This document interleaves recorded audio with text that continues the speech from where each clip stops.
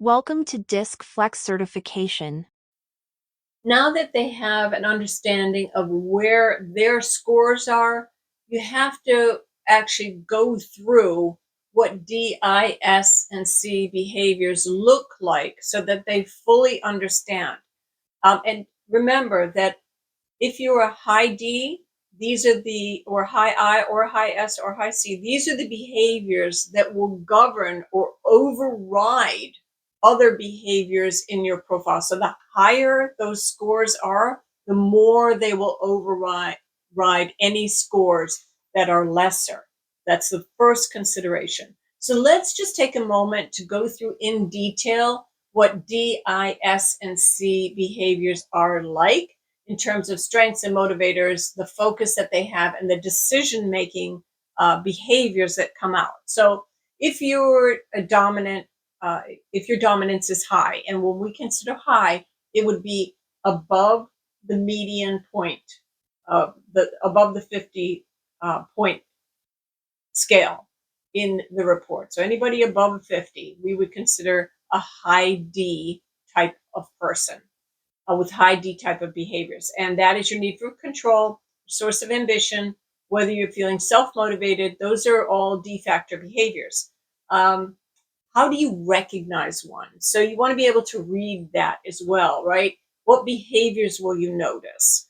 What do they say to themselves inside of their head? Because whatever self-talk or internal dialogue or inner voice you have, that is going to determine what kinds of behaviors come out. You'll either suppress them or have them come roaring out, depending on what you decide to do inside your head.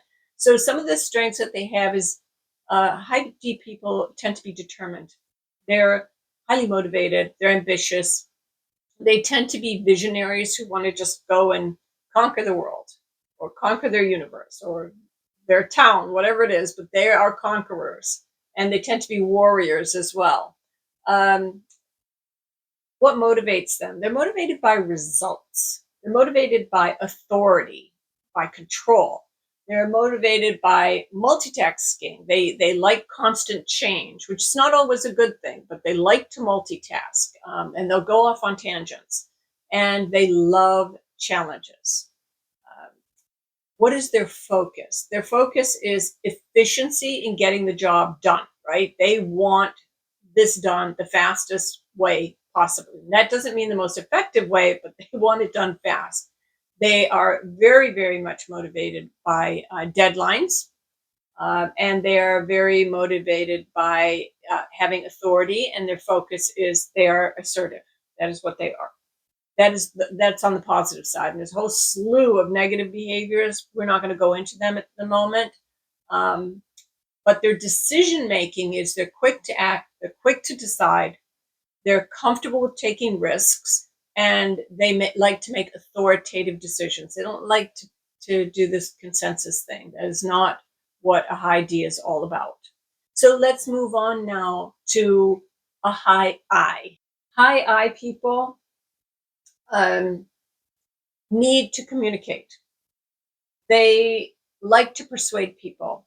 They are fairly talkative, and they don't mind talking to people all the time. It charges up their batteries. Um, how do you recognize a high I? They are open. They are talkative. They communicate a lot and want you to communicate too. They reach out a lot. What behaviors will you notice? They're the first into a room looking around for people. That's what they do. They're very people oriented. They're extroverts. Um, what do they say to themselves inside their heads? Well, when they're feeling positive, they're out there meeting people. When they're feeling negative, they're kind of feeling insecure and needy. So, what are their strengths? Their strengths are that they are great communicators on the whole. They like a level of cooperation with people. They like being in a team. They like negotiation, and they like facilitation. Those are the behaviors that come across as strengths. What motivates them? They like acceptance, acceptance by others, and public acceptance as well. They do like to be praised. An attaboy, attagirl, how you doing? glad to know you. Those type of things are very motivating to them, and they love teamwork and accomplishing things um, through teams. They're very friendly.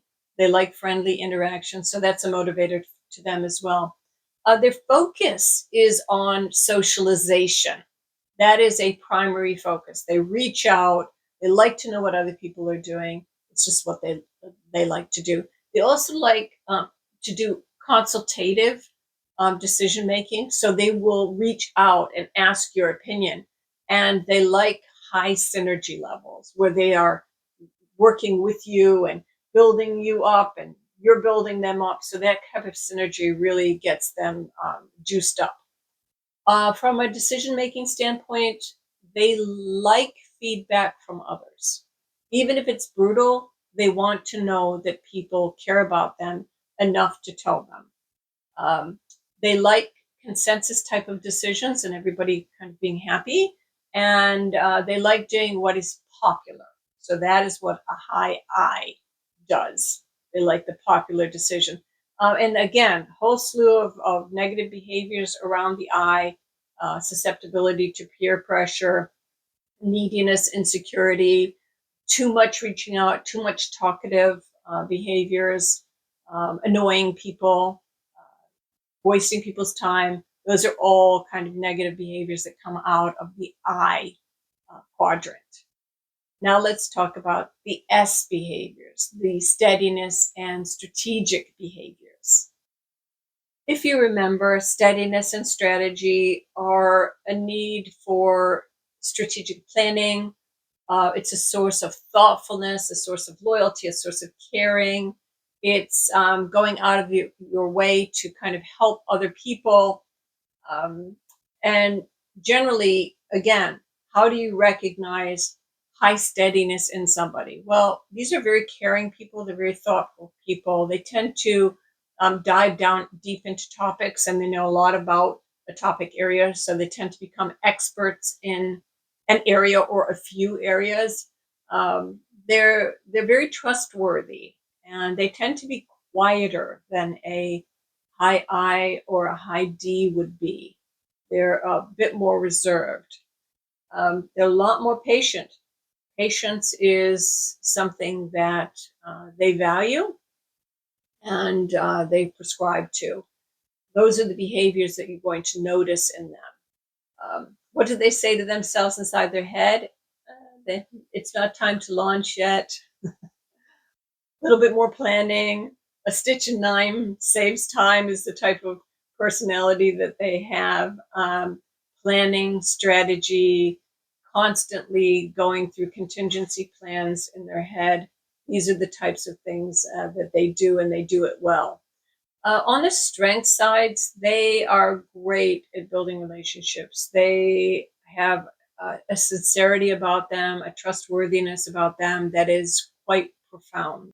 They tend to be extremely reliable as well, and you can count on them. When they say they're going to do something, they typically do it. You can take it to the bank. What motivates them? A high S type of person likes clear responsibilities. They like a steady pace. They like a team atmosphere of people that they can trust. They don't like chaos. And they do like peer recognition, not individual recognition, but they like peer recognition from people that they think are mavens or experts. General recognition doesn't do much for them, but something that appears that attaboy, attagirl, that really is good for them. What is their focus? Their focus is thoughtful actions. They are dependable. They like inquisitive thinking. They like curiosity. So those things are their focus. If you ask them a question that they don't know, the next time you get together, they'll probably know the answer.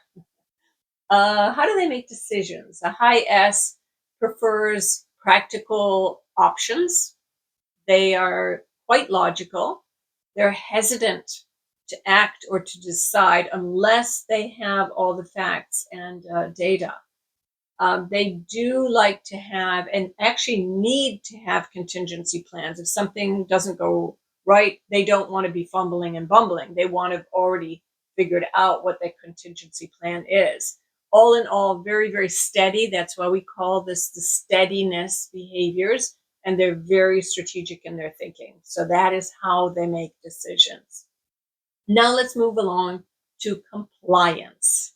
Compliance is a person's need for structure and planning and organization. That is what they value. These people are extremely focused on details and checklists and prioritization. Generally, how do you recognize somebody like this? That I recognize them because they they they do a lot with paper. They like checklists. They like planning. They like knocking things off of their to-do list. Um, the behaviors I typically notice with somebody is they are very diligent. They are very detail oriented.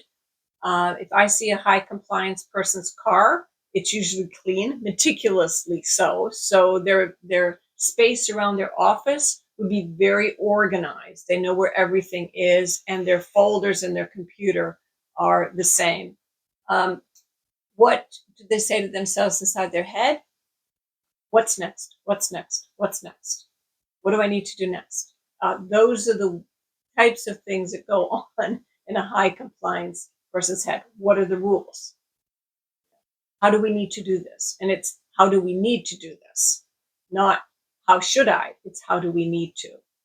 The strengths that they have, they're very organized, they're very structured, they're very even tempered, typically. They're very focused on getting tasks done the right way. Their motivators are being organized, clear guidelines. They like individual recognition in private, where somebody comes up and says, "Oh, well done. I really liked how you did that. I appreciate you being so organized." Those type of feedback words go a long way to a high C. One of the most important motivators are they don't like drama. Mm-mm. They like a conflict-free environment. Their focus is structure, plans, prioritization, analyzing information. That is what they like to do.